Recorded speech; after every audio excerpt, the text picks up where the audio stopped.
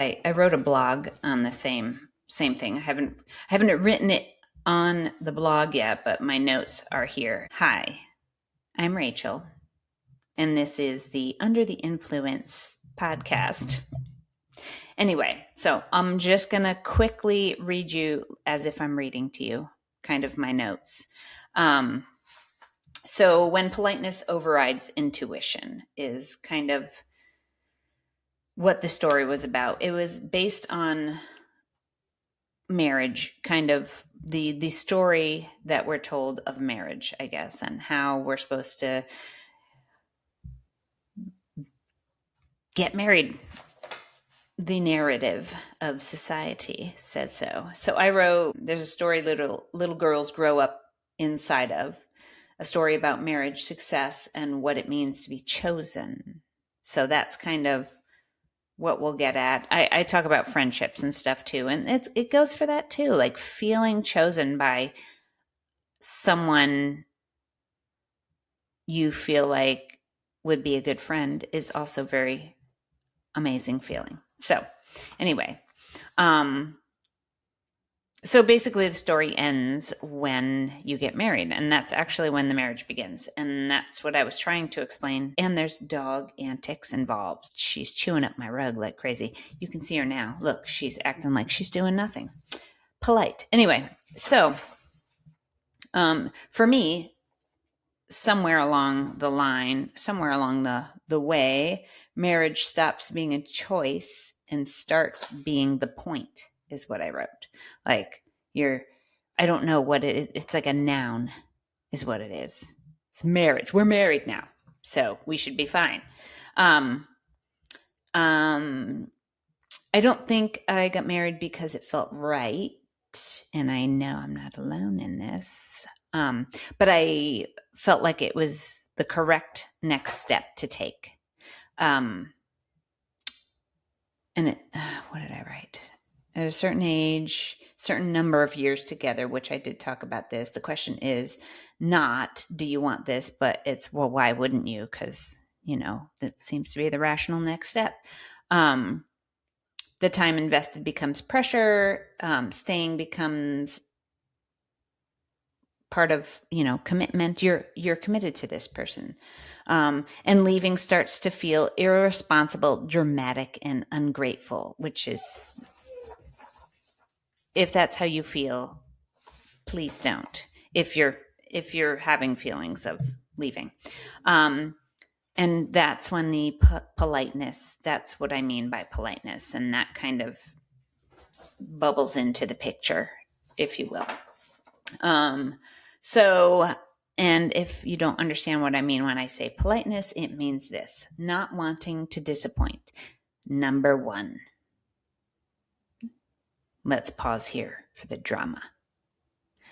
Not wanting to disappoint. Number two, not wanting to seem difficult. Not wanting to start over, which also is huge, especially if you've been married for years and years and years. Starting over sounds terrifying. And also not wanting to explain yourself, which most of the time, well, and if you've been in the marriage for that long, maybe you feel like you should, and maybe you should. But if you're not married for very long, get the hell out. Don't worry about anybody's feelings. I can say that now. Do what you need to do for you before you get ill.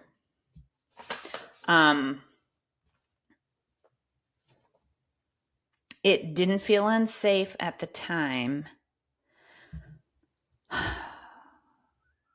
but I think it was in a emotion type of way.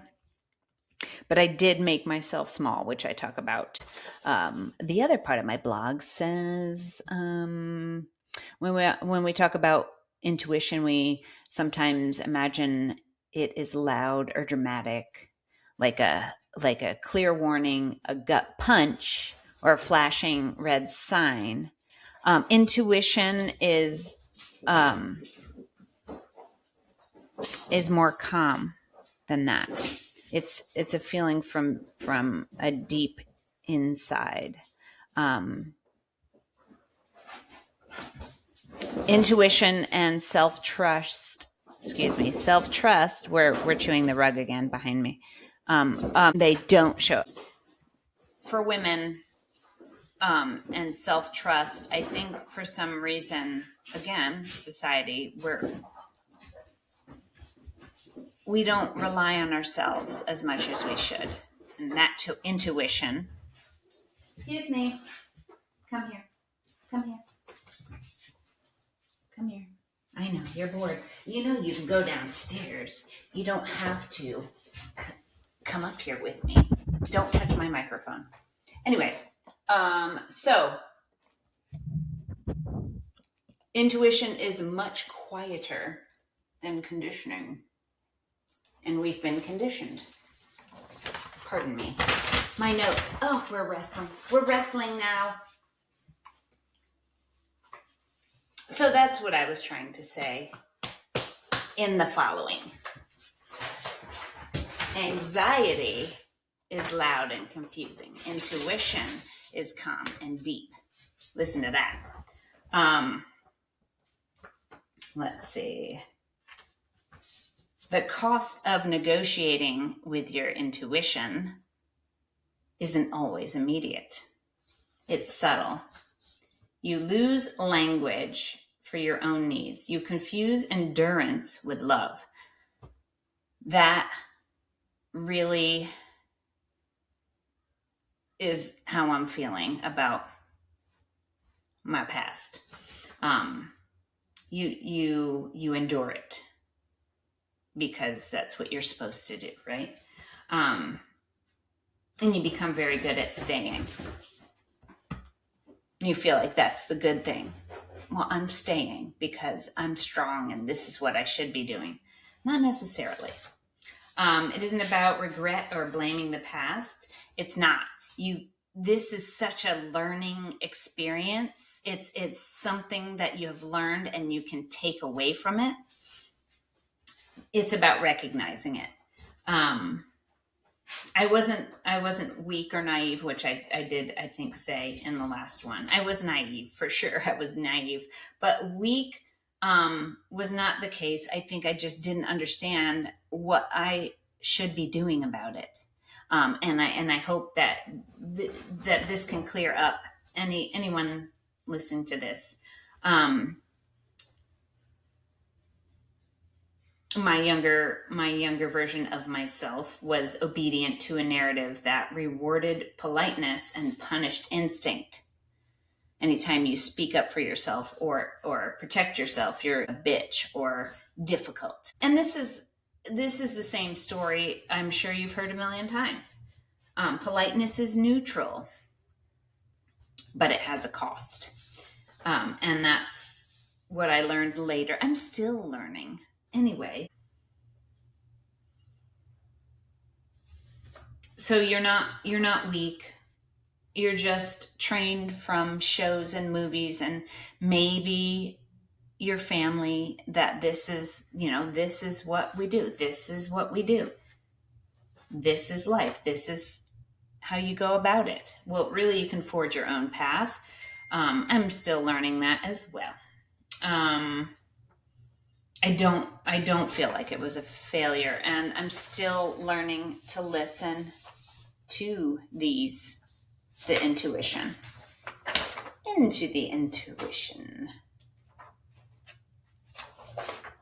And there's more to it. I think that's good. I think you get the point. So we're gonna leave it here, and please enjoy the nonsense. Basically, listen to your intuition. Otherwise, you're just chalk it up as a learning experiment. Because whatever path you take, there will be some learning and some living being done, but maybe you want to look to live a little lighter, a little bigger. And that's what I'm saying. If you feel like you're making yourself small and quiet and you don't want to be, do something about it. If you're 100% okay with being led, the other thing is, real quick, before I go, I love being a follower. I love when people make the plans and I can just pay my share and do all that and be like, okay, where are we going? Let's do this until I don't want to do that. And then usually I just go anyway along with it. But sometimes I now will be like, you know what? I don't want to do that. And there doesn't have to be an explanation. Usually I'll give one because that's just how I am. Again, I don't want to hurt anyone's feelings. But work on it. Practice. Make it an experiment. It can be very interesting. Anyway, I hope that helped explain a little bit. There's dog shenanigans going on in the background. So just be here for the dog stuff, really. Bye. Have a good one.